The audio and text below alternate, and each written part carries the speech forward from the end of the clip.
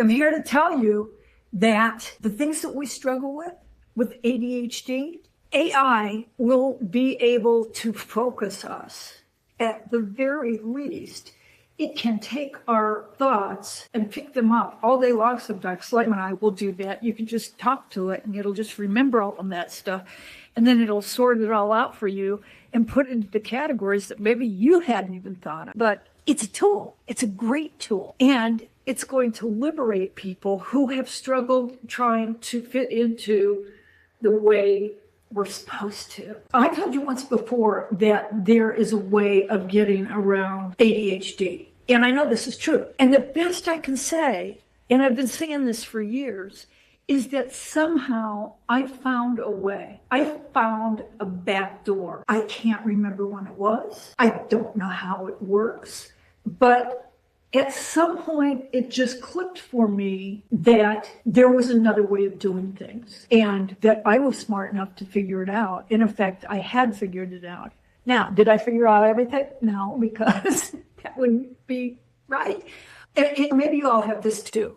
And maybe sometimes you're so overwhelmed, you can't think straight. There's a very wrong correlation between ADHD and depression. And it's hard to sort through it sometimes and know whether your compulsion to stay in bed for days at a time and not talk to anybody and not do anything is just a way of shutting down all the noise, or whether that's depression.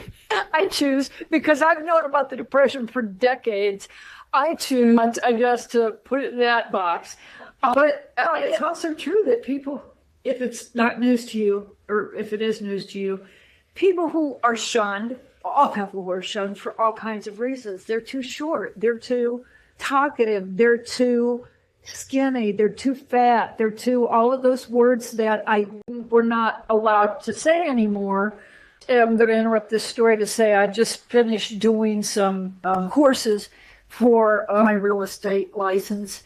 And especially in California, but pretty much everywhere, we're maybe all much more guilty than I think that we are. I've been living in California for a fairly long time. And although I know that I have certainly come into contact with people who are racist or biased, or there's still people who can't sort out the whole sexuality thing and find it scary or evil, or I don't even know what is wrong with people. I have no idea, but I know that being gay isn't wonderful.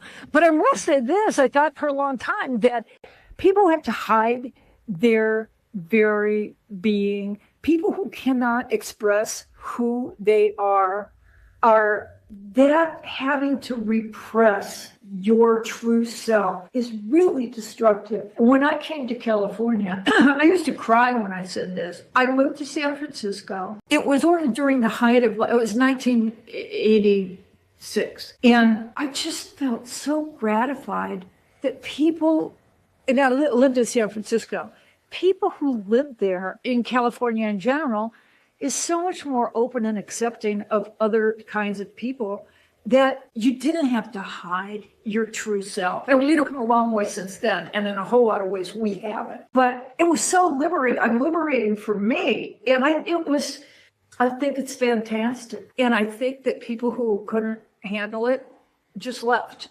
because not nobody is for everybody. I say in my best Southern Indiana drawl. I'm from Toledo, but I lived in Southern Indiana for a long, long time, and I can draw with the best of them. So I'm going to go on that note. I wasn't able to express this to you about AI and ADHD because I guess I was talking too much in my last video. Shut me up.